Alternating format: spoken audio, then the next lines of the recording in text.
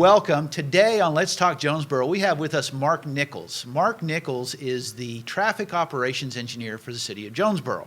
So we're going to talk traffic today. Mark, thanks for being on the show. Well, thank you for having me. When everybody starts talking about traffic, of course, we're talking about cars on roads. About how many miles of roads do we have in Jonesboro? We have 440 centerline miles in the city of Jonesboro that we maintain the operations on. That's a lot of streets, and a lot of those streets have intersect with each other, and that's when we still start really having some traffic management problems, right? That's right. Traffic management would encompass the four-way stop intersections as well as the signalized intersections, but also just your corridor management as well. Yeah, I was going to ask you, so traffic management is a whole lot more than just stop signs and traffic signals and things like that. It's also how cars get from one part of town to the other? That's right. It encompasses many facets. I mean, really in a global perspective, it's the planning for future roadways. It's the current operations of our roadways. It's, our transit system. That's really all part of traffic management. Now, transit's not under my compass, if you will, but that's all part of the system. But they use the roads that everybody else uses That's as well. right. I mean, the buses are on the roads. And buses, pedestrians, and bicyclists. So anyone that uses our roadway system. But it's also an important facet of that is the future planning of those and to help to maintain their integrity for the future. Mm-hmm. So do you have an idea of about, on average, how many vehicles travel the roads in Jonesboro from one day to the next? We don't have an exact number. I mean, we estimate between 80 and 100,000.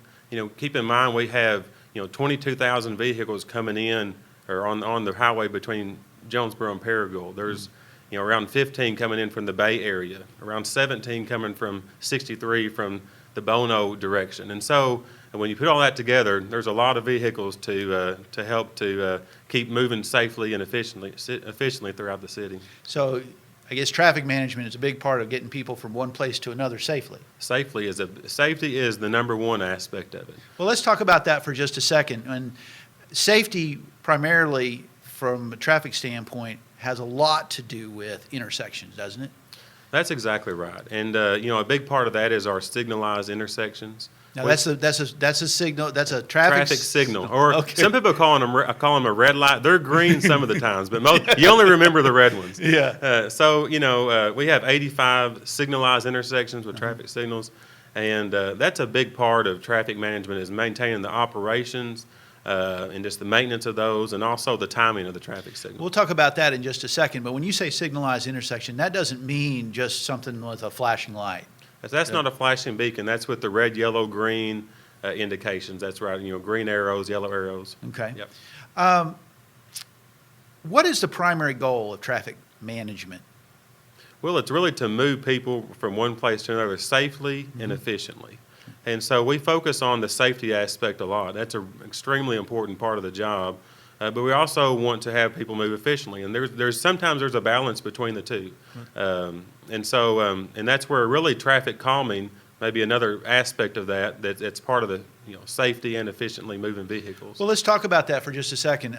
Not traffic calming in specific, but some of the other techniques that you use, or some of the techniques that you use for traffic management to accomplish those goals that you have. Absolutely. Well, we use a lot of signal modeling software. We collect data out in the field. We put that in our computer systems, and we model intersections to see what will be the most effective timing or the most effective lane configuration. And so we modify those, if you will.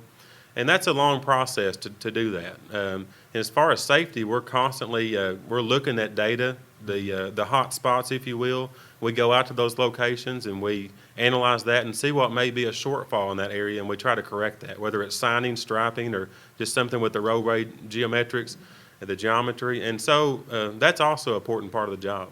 So you have a lot of data that you deal with on the inside, internally here, and with your studies. But when you decide what to do with that data, what are some of the things that people can see in the street? I think you mentioned something just a couple of seconds ago about lane configurations and things like that. Talk to us a little bit about some of the things that you do that people see and people encounter on the street that's part of traffic management. That's right. That's a good point. Well, the striping and lane configuration is a big part of it. The signal head arrangement in our traffic signals. And just planning for how the geometry works in the intersection, what's your radius of your curves, and just to make it feel comfortable. Ideally, you won't feel, you really, something usually sticks out of you as wrong. We drive down the road and something pops out of us and said, this doesn't quite fit. We try to avoid those situations. We try to have it flow well and everything works smoothly. And so just to try to limit those, those negative aspects of the roadway and correct those if we can. So if a driver feels more comfortable, they're going to feel more safe, and they're going to be able to get where they're going better. That's true, but we don't want them to feel so comfortable that they speed. No, that's true. That's true. So let's talk about signalized intersections for just a minute. Now, we talk about traffic signals, and that's the red, yellow, green, sometimes a yellow flashing arrow. That's right. Sometimes a green arrow. But those intersections that have those lights. Been told, I've heard people say before that when you talk about the traffic signals, that if you creep up a little bit when you're stopped, it's going to make the traffic signal change any quicker. Is that true? Well, the funny thing is that could be true, although it's most likely not true. Okay. And so just some history here. Some of the first sensors were by weight of the vehicle. Oh. But and so when you look at the square in the road, that's actually a wire embedded in the asphalt, and there's a magnetic field going around that wire. And so to answer your question, yes, you could maybe you're not being detected, and you move a little bit, and the sensor says, hey, the metal of your car, changes that magnetic field. But most likely, you just need to wait, and there's other vehicles on the roadway, the light's waiting to change. So I wouldn't recommend doing that, especially if you pull off the sensor, then you're for sure not going to get detected. Oh, but, okay. So, 9 times out of 10, you just need to sit still and be patient. Now, those loops in the roads, those aren't the only sensors we have, are they? That's right. We have a lot of video cameras, and so we have approximately 120 video detectors throughout the city. And this is a fairly new technology. It's been out for some time, but it's being really, it's really coming to its day, and it's really working well with the technology we have today. And the way that works is if you look through the video detector screen, you can see a zone, and that's a virtual zone. It's not actually in the field, and we sense the change of pixels in that zone, and that's how we know you're on the side street, per se. So it's real software driven. It's software driven, and there's some really advantages to them, and there's disadvantages. On a foggy day, they're not work. They're not going to work very well. They don't work well. But when you mill and overlay a road, they work really well. They're not impacted. Where the loops before, you had to replace all the loops. And that costs more money. That costs more money. So, and from a maintenance standpoint, we can get in and fix them and much quicker with less impact on the traveling public. And so they have their advantages and disadvantages. But overall, we still install inductive loops, the wire in the asphalt, but we also have a lot of video as well. Are you replacing a lot of the inductive loops with the video as you go forward? We are. We found it's more cost effective, and it's easier on maintenance. And also, like I mentioned, if one goes down, then we can replace it quickly. Where we have a loop contract with a contractor, it may take a few weeks to get a loop changed. Fixed. Well, and plus you get a lot more disruption in traffic because it's part of the street, right? That's right. They had to do a lane closure to fix the loop, or we can just jump in there for 10 minutes and be out when we replace a camera, or maybe it's a processor in the cabinet. So. Now, you say video cameras. Can you watch traffic through those cameras? Well, we actually can on some of them, and really it's really more from a maintenance standpoint. We can see how well the cameras are working remotely. But not all the cameras we can actually see the image on them. They're mostly used for detection. So they can't really use them for traffic flow, not watching traffic flow, and certainly can't use them to catch somebody running a red light. We do watch them for traffic flow. If you have a series of them that you can monitor along a corridor, they're helpful in that area. And a lot of larger cities, they do that very thing, and we're heading in that direction. But as far as sending people tickets or calling the police if someone runs a light, we don't use them for those purposes. That's right. Now, I recently saw a TV show, and this is something that people are talking a lot about in Jonesboro right now because we're getting ready to go in this direction. But I recently saw a TV show that basically proved that you can get more traffic through a roundabout intersection than you can through a four-way stop. Now, we have a lot of four-way stops in Jonesboro, as a lot of cities have lots of four-way stops.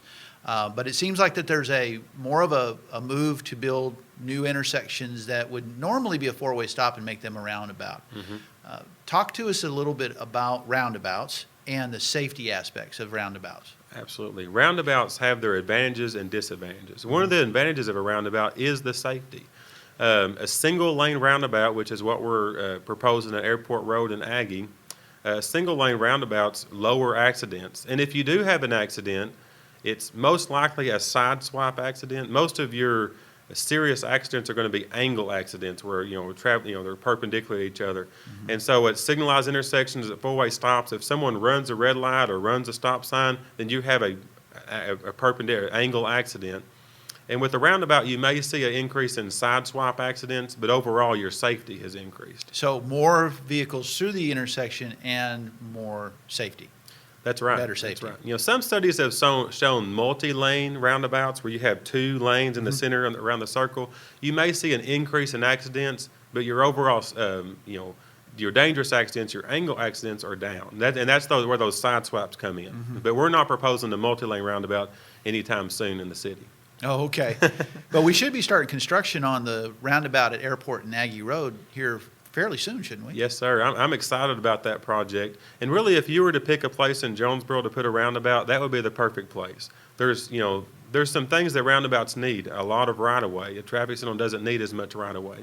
And two, you'd like to see your traffic fairly equal on each side. And Airport Road has 5,600 cars a day, and Aggie Road has around 5,500. And so it's really, if you were to pick an intersection that would be perfect, Airport and Aggie would be it. And so that's why we're installing one there. And that goes back, again, to that data that you collect and do those studies about traffic management. That's right. That's right. And so really to see this project come into fruition, it's a 3 or 4 year process. And that's the fast track.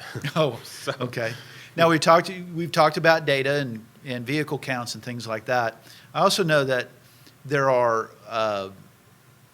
capacity issues that every road has. I mean, if you have, aren't roads designed to carry a certain number of cars each day or That's on right. average? That is true on average. And there's multiple facets that can change that number. Let's take Red Wolf Boulevard, for example. Okay.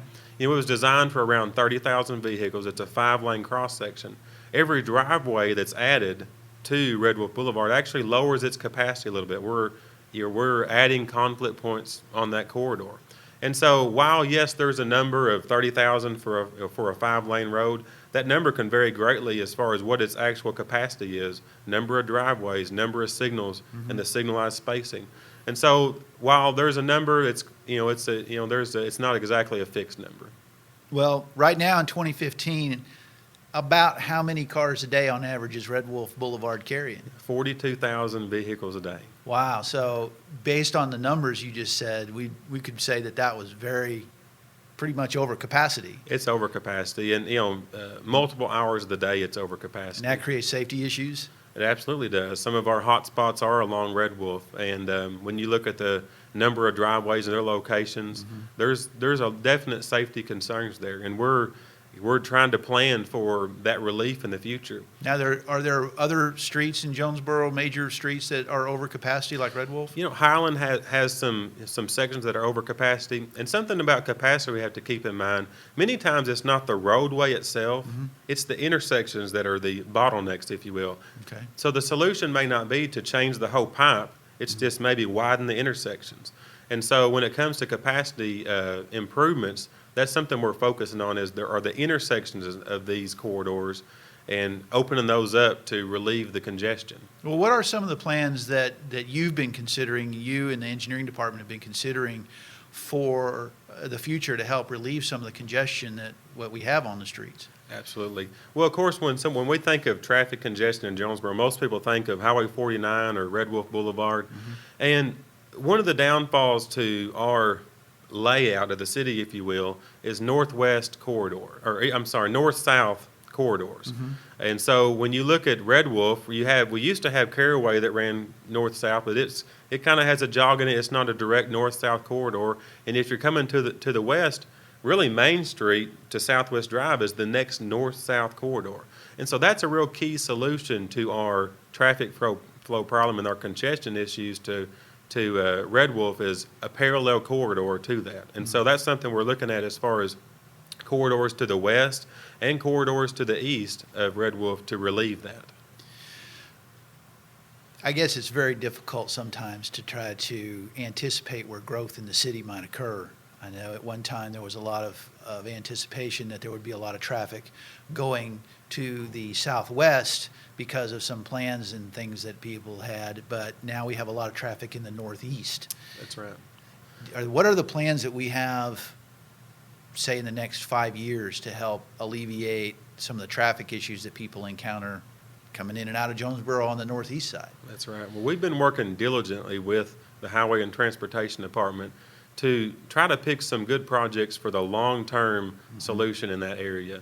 And when you look at the traffic coming down from Sage Meadows and also the traffic coming from Paragould in the northeast part of town, there's a definite need for roadway improvements in that area. However, it's going to be expensive. We're talking $30 to $40 million to fix just that one area of the Hilltop interchange. And so funding is a huge part of this. It's the biggest part. You know, the hardest thing really isn't necessarily where to put the roads, it's how to pay for them. Well, that's always going to be a challenge. We know that because road construction is expensive. But it's also very necessary for us to have safe traffic management in the city. Yes, sir.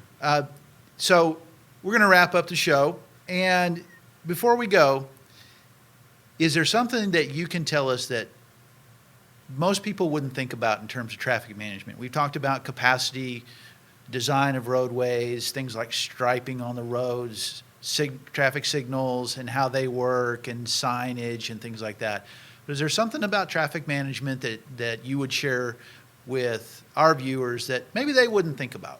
Well, you know, one of the things I was surprised when I came on board with the city a couple of years ago was that we actually maintain a rail spur. We own a rail line. That falls under our hat in the engineering department, is maintaining this, you know, the safety and the operation of a rail line that serves our industrial park.